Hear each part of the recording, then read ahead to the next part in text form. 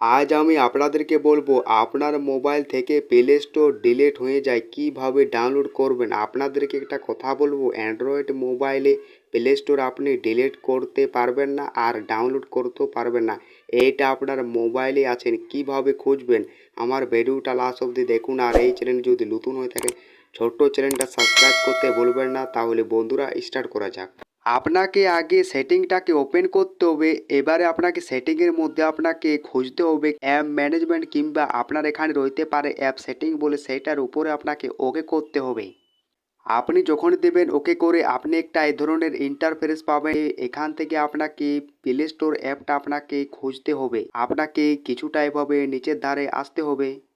আপনি যখন এইভাবে নিচের ধারে আসবেন, এবারে আপনি এখানে দেখুন গুগল প্লে স্টোর, এই অ্যাপটা আপনার এখন আছে ডিসেবল আছে, এই জন্যে আপনার মোবাইলে প্লে স্টোর অ্যাপটা শো হচ্ছে না। এটা আপনাকে এনেবেল করতে হবে। এনেবেল করার জন্য আপনাকে এটা ওকে করতে হবে।